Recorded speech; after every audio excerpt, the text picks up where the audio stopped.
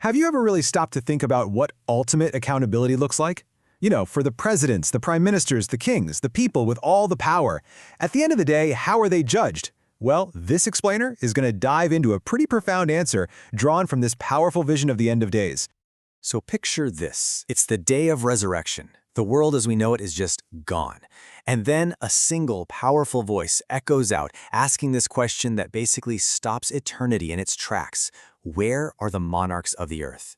And let me tell you, that's not just a question, that's a divine summons.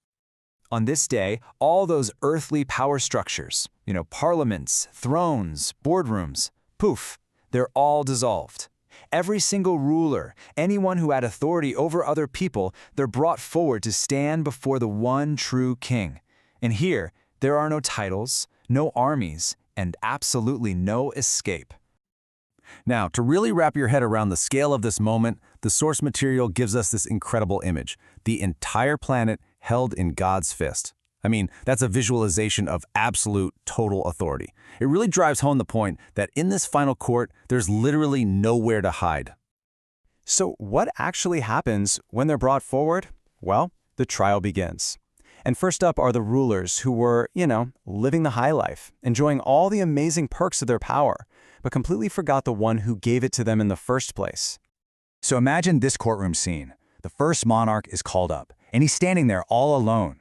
And God himself is the one asking the questions, directly interrogating this ruler about the life he was given. And the questions are so sharp, so specific. Did I not honor you, make you a chief, subdue horses and camels for you? Did I not offer you an opportunity to rule over your subjects and take a share of the spoils?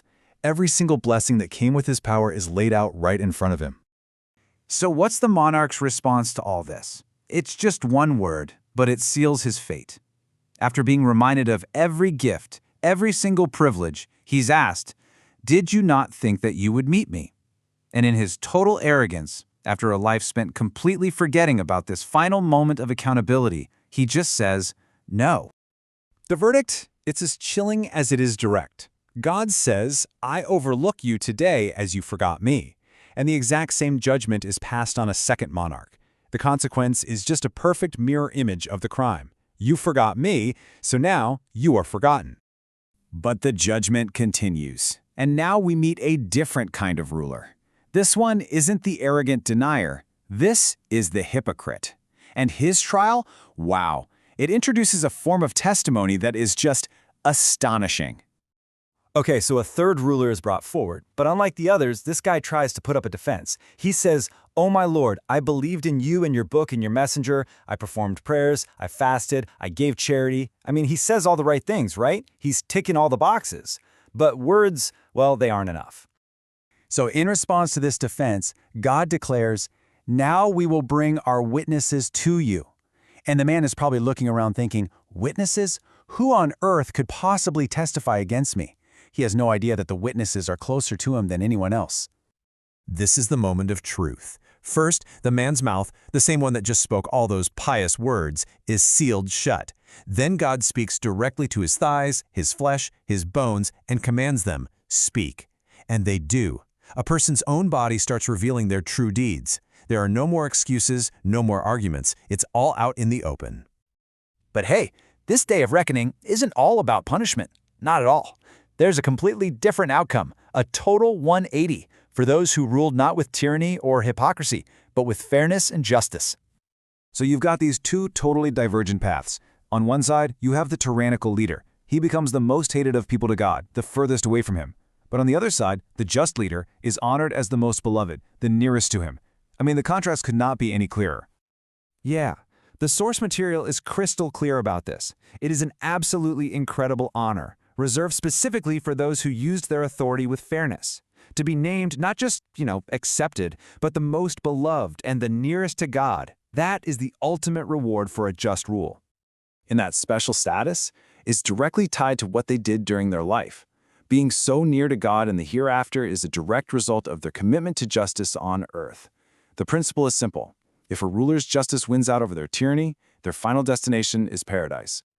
So what's the big takeaway here? What does this all boil down to? When everything else is stripped away, what is the ultimate measure of a ruler? It really just comes down to one thing. Now, after hearing about the fates of those unjust rulers, you might be asking yourself this very question.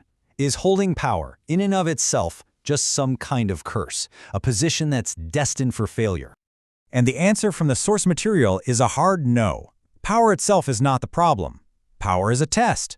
The real curse, the real poison in the system, is injustice. And this really simplifies the whole equation. Think of it like a scale. On one side you have justice, on the other you have tyranny. Whichever one weighs more at the end of a ruler's reign, well, that determines their final destination. It's that simple and that profound. So the takeaway is pretty clear. On this final day, all that earthly status means absolutely nothing. Crowns, titles, legacies, they all just fade away. The only thing that carries any weight, the only currency that actually matters, is how fairly a person used their authority, no matter how big or small it was. And that leaves us with one last big thought. It's a question not just for kings and queens, but really for anyone who has any kind of authority. When all the symbols of power are gone, what's going to be the true measure of your leadership?